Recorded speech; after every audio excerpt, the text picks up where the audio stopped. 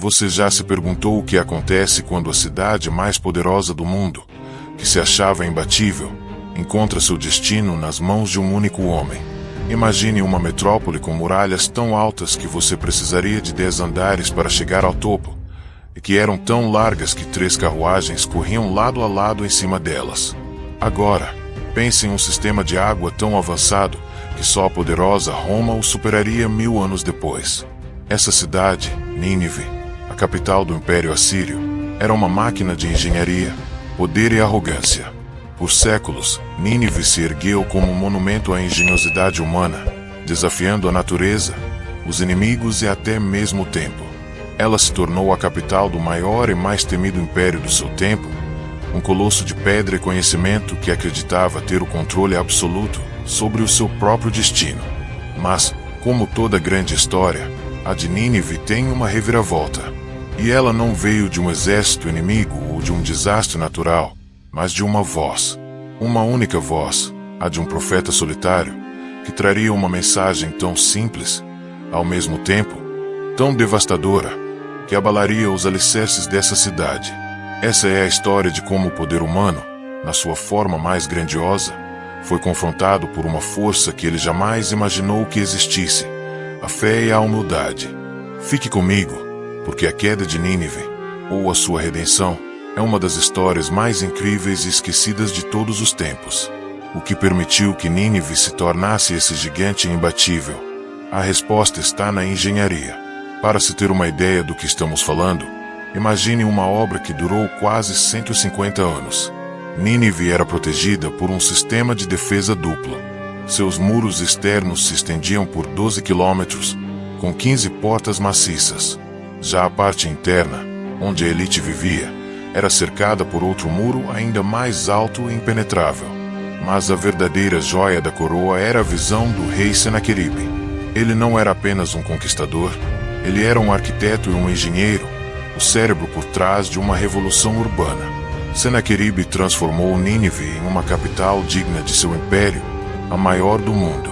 Ele construiu aquedutos que levavam água da montanha para a cidade, usando canais e barragens para alimentar os jardins e a população. A cereja do bolo é que ele talvez tenha sido o verdadeiro criador dos jardins suspensos, que a história sempre atribuiu à Babilônia. Registros assírios descrevem um jardim maravilhoso, irrigado por um complexo sistema de bombas e canais, uma verdadeira maravilha do mundo antigo, que ficava aqui, em Nínive. Ele também era o responsável pelo mais complexo sistema de esgoto do mundo antigo. Esse gênio da engenharia permitiu que a cidade se sustentasse com uma enorme população. A história nos ensina que, para um império sobreviver, ele precisa de mais do que exércitos e armas, precisa de água, de infraestrutura, de mentes brilhantes que consigam fazer o impossível.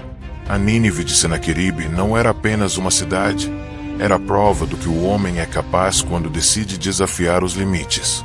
Em um lugar como Nínive, onde a grandeza da engenharia dominava a paisagem, a vida cotidiana das pessoas comuns era bem diferente do que imaginamos. Para a maioria, a existência era uma luta diária, uma máquina de sobrevivência onde cada um tinha que se encaixar em uma engrenagem. A família não era apenas um grupo de parentes, mas a principal unidade de produção e de segurança.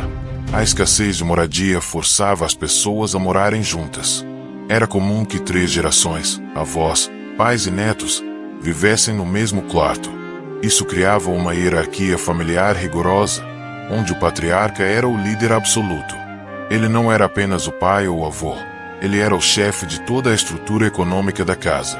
Controlava as finanças, as posses, o destino dos filhos e o papel da esposa, que tinha a função de gerenciar o lar, principalmente, de dar à luz futuros trabalhadores e herdeiros para garantir a continuidade da família. A vida de uma mulher em Nínive era definida pela sua posição na família, depois, na sociedade.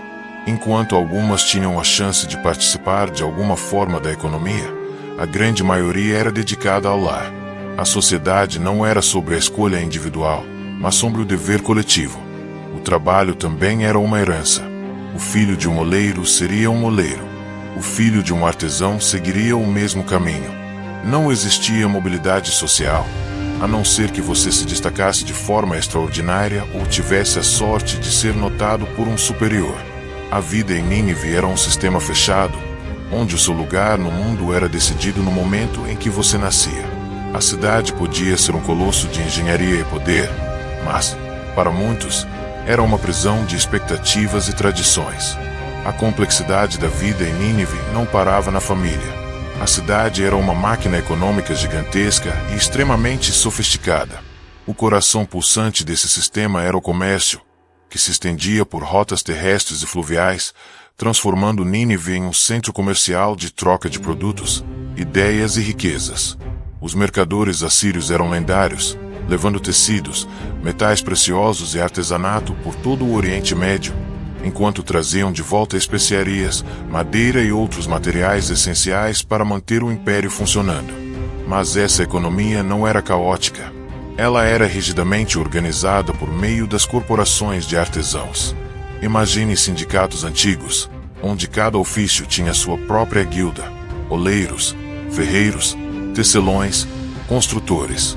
Cada uma dessas corporações ditava as regras do seu ofício, desde o treinamento dos aprendizes até a qualidade final dos produtos.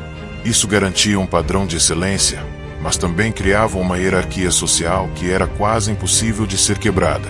Se você nascesse na família de um oleiro, suas chances de se tornar um ferreiro eram praticamente nulas. A sua identidade social e profissional estava ligada ao seu ofício, e a sua profissão era a sua herança mais valiosa. Essa estrutura de corporações mantinha a ordem e a estabilidade da sociedade, assegurando que o sistema funcionasse de forma eficiente, sem surpresas. Além disso, Nínive foi uma das primeiras a desenvolver um sistema bancário sofisticado. Sim, havia bancos em Nínive, não como os de hoje, claro, mas com contratos de empréstimos, juros e até mesmo cheques em tablets de argila. Esse sistema permitia financiar as grandes obras do império e as expedições comerciais, mostrando que o poder assírio não era apenas militar, mas também financeiro. Nínive era, de fato, a capital do mundo antigo, não só por sua força, mas por sua inteligência. Se a gente pensar na sociedade de Nínive como uma pirâmide, na base estavam os trabalhadores e agricultores, que sustentavam tudo com o seu suor. Mas no topo, bem acima de todo mundo, existiam duas classes que realmente mandavam na cidade, além do rei: os escribas e os soldados. Eles eram a verdadeira elite, e o poder deles vinha de algo que a gente nem imagina: o conhecimento e a força bruta. Os escribas não eram apenas pessoas que sabiam escrever. Eles eram os donos da informação, os guardiões do saber. Saber ler e escrever na Assíria era como ter um superpoder. Eles registravam leis, contratos, impostos, o mais importante, as histórias e as ordens do rei. Para se tornar um deles, o treinamento era brutal. A Eduba, ou Casa dos Tablets, era como uma escola militar para a mente, onde os futuros escribas passaram anos memorizando milhares de sinais, escrevendo em tablets de argila e sendo disciplinados de forma muito rígida. Eles eram os advogados, contadores e historiadores de Nínive, e o conhecimento deles era a ferramenta que mantinha o império funcionando. Ao lado deles, os soldados eram a força. O exército assírio não era brincadeira. Eles eram a máquina de guerra mais temida do mundo antigo, e quem servia nele tinha privilégios que o povo comum nem sonhava. Uma vida de soldado era de status e riqueza, muito diferente do trabalho duro e sem futuro dos camponeses. Eles eram a mão forte do rei, garantindo que as fronteiras fossem seguras e que a vontade de Nínive fosse imposta a ferro e fogo. Essas duas classes, os cérebros e os músculos, formavam a dupla que controlava a cidade. Eles se achavam intocáveis e acima de tudo. Mas por trás de todo o poder dos escribas e dos soldados, existia uma força ainda maior, que controlava a vida de todos, do mais pobre ao mais rico: a religião. Na verdade, na Nínive antiga, não havia separação entre a fé e a vida cotidiana.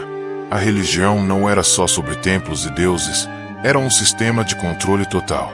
Ela era a escola que mantinha a sociedade inteira unida, funcionando como uma engrenagem.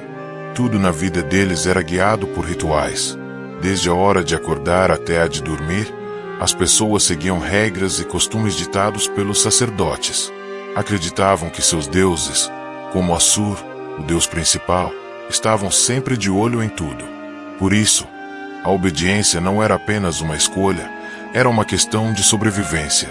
Se algo ruim acontecesse, uma seca, uma praga ou uma derrota na guerra, a culpa era da ira dos deuses. Era uma forma de manter todo mundo na linha, com medo e com a esperança de agradar ao divino. Os templos não eram só lugares de oração. Eles eram centros de poder, controlando vastas terras, acumulando riquezas e funcionando como bancos e centros de justiça. Os sacerdotes tinham um poder imenso, e até o rei precisava seguir as orientações deles para tomar as decisões mais importantes. A religião em Nínive era a base de tudo. Uma ferramenta que garantia que ninguém se desviasse do caminho, que ninguém questionasse o sistema. Era prova de que, mesmo com toda a tecnologia e exército, o verdadeiro poder da cidade estava na crença de que os deuses controlavam cada passo.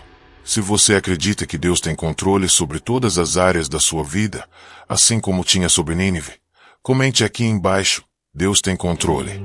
Chegou a hora do ponto de virada. O momento que a história de Nínive deixa de ser apenas sobre o poder humano.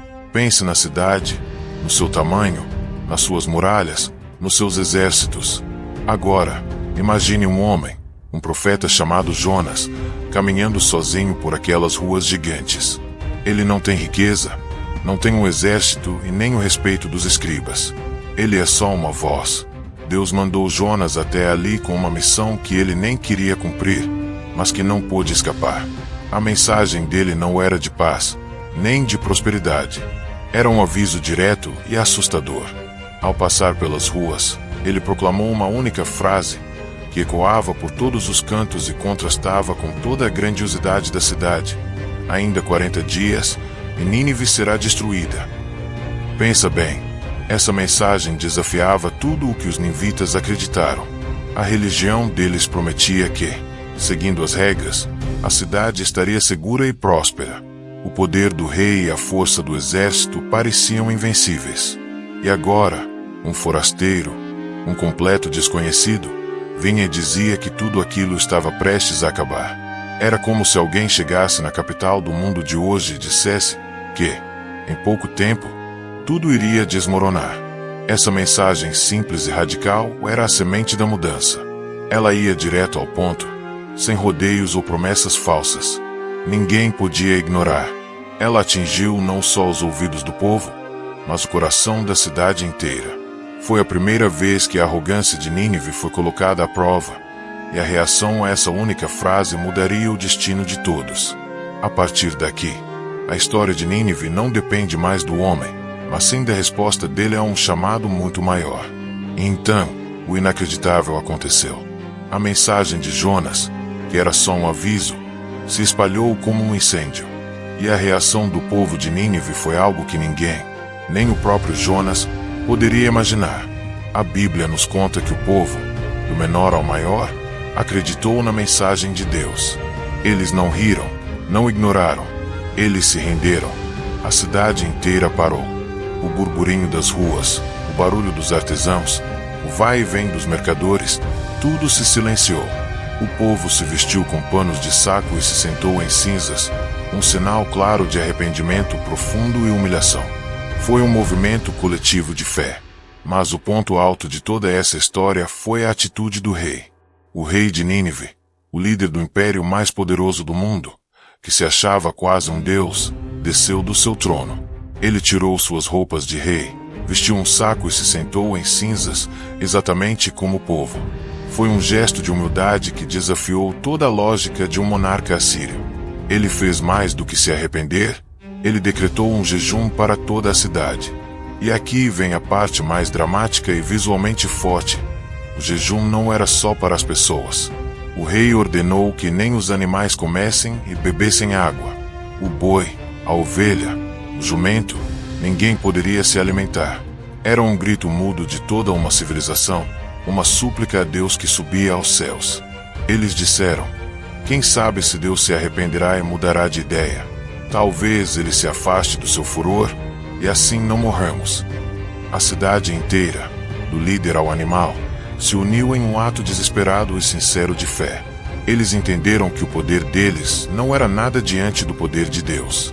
A história poderia ter terminado em tragédia. Nínive, a cidade grandiosa, poderia ter virado pó.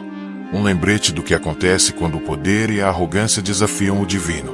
Mas o desfecho foi completamente diferente. E é aqui que a gente vê a força da fé e da humildade.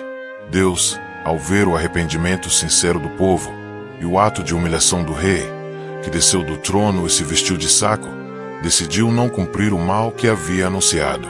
A cidade foi salva. A destruição que parecia certa foi cancelada por um gesto de fé coletiva. A história de Nínive nos mostra que o verdadeiro poder não está nas muralhas de pedra, nem nos exércitos mais temidos. Ele reside na capacidade de um povo reconhecer um poder maior que o seu, de se arrepender de seus erros e de se humilhar diante de Deus. Essa história não é apenas sobre o passado. Ela é sobre a esperança. É sobre a prova de que, por mais grandioso que um império, uma carreira, ou até mesmo a nossa vida pareça ser, a nossa verdadeira força vem da nossa fé. Nínive foi salva não pela sua engenharia, não pelo seu dinheiro, mas pela sua fé. A cidade é poupada porque o seu povo, do maior ao menor, abandonou os seus maus caminhos. E essa é a mensagem que eu queria deixar para você. Nossas maiores conquistas, nossos maiores poderes, podem ser frágeis. A verdadeira transformação, o que realmente muda o nosso destino, vem de uma mudança de coração. Se você curtiu essa viagem pela história e quer descobrir mais sobre as histórias incríveis da Bíblia e do mundo antigo, se inscreva no canal e ative o sininho para não perder nenhum vídeo. Deixe seu comentário sobre qual parte da história de Nínive te impressionou mais. E a gente se vê no próximo vídeo.